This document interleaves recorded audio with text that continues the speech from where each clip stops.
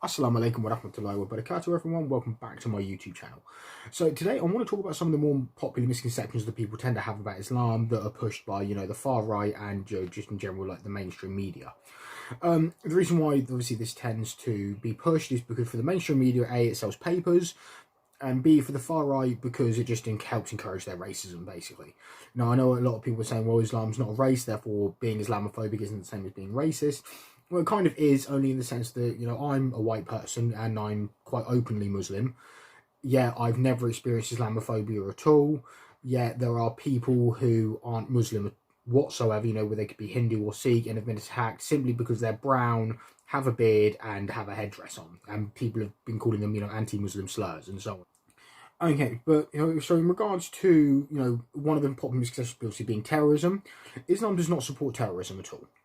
The reason why a lot of terrorists like to use verses from the Quran is because they're taking those verses literally, or in the sense that they're meant to be done on a day-to-day basis. They're not. The verses that talk about war were revealed at a time when Muslims were being persecuted simply for being Muslim. Think kind of what was going on with the Jews in the early 1930s in Germany, where, they weren't allowed to hold down jobs, they weren't, all their shops were being boycotted, they were barely allowed to buy food and so on and so forth. This is exactly what was happening with the Muslims in Mecca at the time. In fact, they weren't even allowed to leave because when they tried to leave, they were then killed. Whereas at least in Nazi Germany, if they wanted to leave, at least at that time, they were allowed to leave because the Germans were happy for them to go. So that's where kind of like that part comes into it. The reason why the Islam talks about, like I say, these verses is because Muslims, like I say, they were being attacked and they weren't doing anything to fight back whatsoever. I imagine if the Torah, for example, was revealed at the time the Jews were being persecuted throughout the many times in history that they have been, there would be verses that allowed them to fight back without, any punishment. At least in God's eyes, I mean. So the reason the verses talk about this is they say, obviously fight them wherever they fight you and drive them out from wherever they have driven you out from, is because obviously what happened, obviously Muslims were being fought and killed in Mecca and they were being driven from their houses. So it's a literal way of saying that you can go back to your house and get your house back. However, but in regards to these verses, whenever it talks about fighting, there's always a verse about peace right after it. So in the sense that if someone comes along and punches me in the face, as a Muslim, I'm allowed to punch them back. Even legally, I'm allowed to do this. It's considered self-defense. However, if I'm able to walk away and say, you know what, I forgive you, it's fine, Islamically that also gets me all rewards, and also even in society that's praised because I would be considered being the bigger man in this case. So that's that part. The next part is kind of similar as well. Islam is a religion of war. Obviously, Muslims have always said that Islam is a religion of peace. So a lot of the people who disagree with Islam are people that say, well, it can't possibly be a religion of peace because it has verses of fighting in them. Well, when you look at a lot of countries today, do have modern standing armies, navies, air force, and so on. They also have rules of war for when they are at war. And that's exactly what these verses are. That they say that, if we do have to fight, we are allowed to. It should only be done defensively. We are not allowed to kill innocent women, children, or anyone who isn't involved in this. We're not allowed to destroy churches. We're not allowed to even destroy buildings, really. We're not allowed to unnecessarily kill animals or cut down trees, except in cases, obviously, for hunting for food or for use as firewood. People then say, well, why do ISIS do this? I have no idea.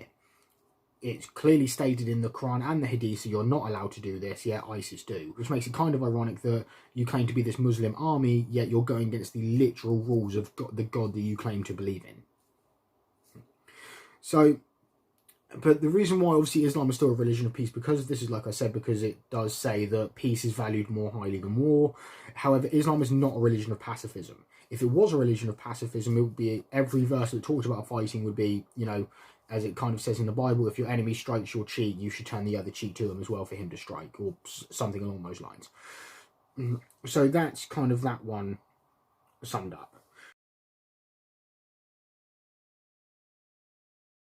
So at the age of Aisha, this one's a bit of a long one. A lot of anti-Muslims and Islamophobic people say that, oh, Muhammad, peace be upon him, he must, well, he didn't say peace be upon him, obviously, but that he must have been into young children. This isn't true. First off, for the fact that his first wife was 15 years older than him, he married her when he was 25 and she was 40. Second of all, in regards to the age of Aisha specifically, the marriage was arranged as a form of, I guess you could say, a political contract, in the sense that the same way, kings and queens of different countries would marry each other in order to build an alliance. this is why this was done. It was done by Aisha's father, Abu Bakr radiallahu anhu, who suggested it in order to make the Prophet part of his actual family. So it's done. The marriage was obviously not consummated until she was older, until she had hit puberty. And the reason why, obviously, as a Muslim living in the 21st century, I have no problem with this is because, like I say, this wasn't in the 21st century. This was in the 7th century in Arabia. Now, tribal law at the time dictated that once you'd hit puberty, whether male or female, you were considered an adult. So you would then be expected to go out and work and earn a living and contribute. Whereas most of us here in the West, I hit puberty about 13, I think. I was not then expected to go out and work for a living. Obviously, I know some people were because of the upbringing that they had or the circumstances they were in, but that's generally not the norm. Whereas in the 7th century Arabia, it was. And so that's why obviously that part isn't really an issue.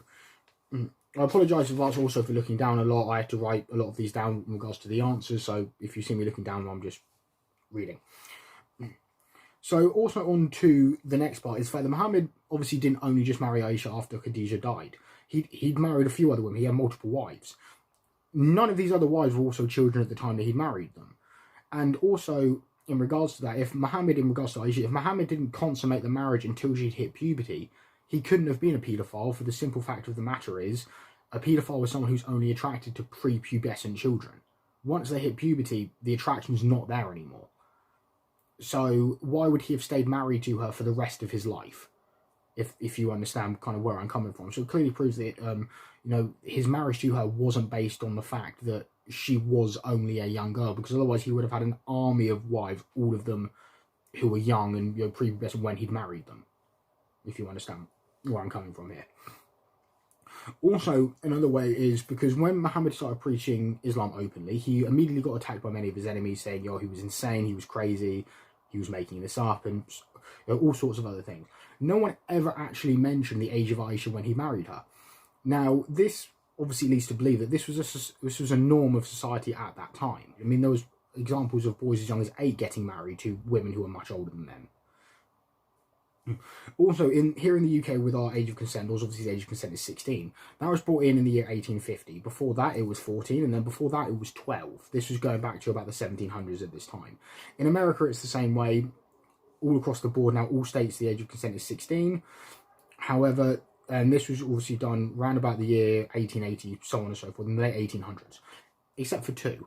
Georgia, in 1995, raised the age of consent from 14 to 16, and Hawaii raised it from 14 to 16 in 2001. All of these things considered, Muhammad, peace and blessings be upon him, couldn't have actually been a paedophile. And also, just to sum it up bluntly, because the moment Aisha had hit puberty, he would have just divorced her anyway, and none of his wives would have been adults.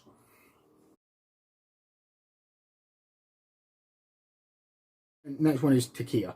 Now, a lot of people in the far right and people who are anti-Muslim and anti-Islam love to throw this word around. They love to use this in the sense of saying that we're lying about our religion for telling people what they want to hear, so we're not attacked. That's not what taqiyya is. Taqiyya is the act of denying your beliefs entirely for the sake of saving your own life.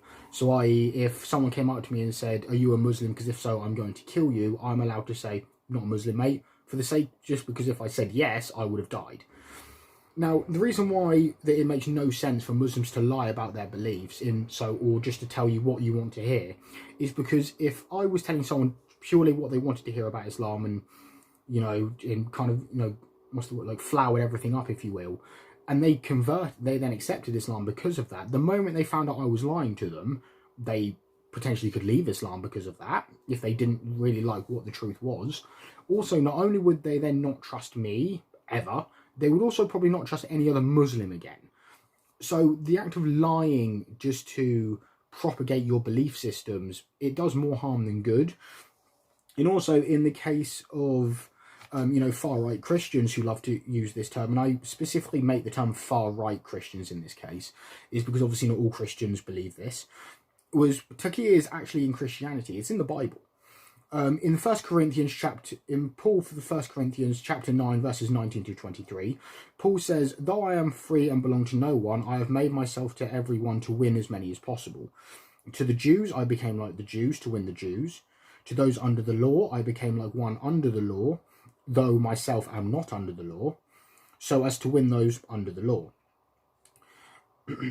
To those not having the law, though I am not free from God's law, but I am under God's law, so as to win those not having the law, to win the weak, I became weak to win the weak. I have become all things to all people, so that by all possible means I might save some. I do all this for the sake of the gospel, that I may share in its blessings. So basically, he's pretending to be like certain people, and he's making, potentially even lying about certain aspects of his religion in order to win them over to the religion. As far as these far right, a lot of these far right Christians are concerned, that is a prime example of what they believe Taqiyya is, which, as we've already agreed, that it's not. So the next one is jihad. People are afraid of this term. They believe it immediately means terrorism, which isn't true. Jihad, simply put, means struggle. Jihad is also a name. There are Muslims named jihad, and that aren't terrorists, I mean. So this can be divided into two different categories: an inner struggle and an outer struggle. The outer struggle obviously being fighting, and the inner struggle being a struggle within oneself. So in the way that I like to sum this up is, in the case of people who make New Year's resolutions, so for example, whether it be to go to the gym, or say to quit smoking, or to be a nicer person, that's an inner struggle. That's jihad. Jihad of the self, jihad of the nafs, of the desires.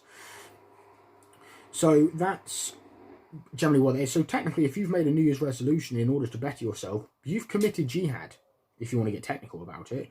The outer struggle obviously is the act of fighting. This can only be done defensively. A prime example of this is obviously Afghanistan in the 70s and the 80s when the Soviets invaded, and then Bosnia in the 90s where Muslims again were being killed and were involved in a genocide.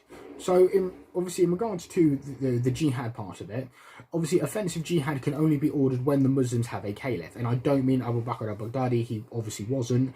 So hopefully this has helped some people come to terms with some of the more popular misconceptions about Islam. If you have any questions, please leave them in the comment section. I'll be happy to get to them if I can. I ask no deep theological questions though, only because I'm not a philosopher, or I'm by no means an Islamic scholar, so there's a chance that I may not know the answer to them. If I don't, I would recommend that you just go to a mosque and speak to an imam there. Thank you very much for tuning in, guys. Until next time, peace.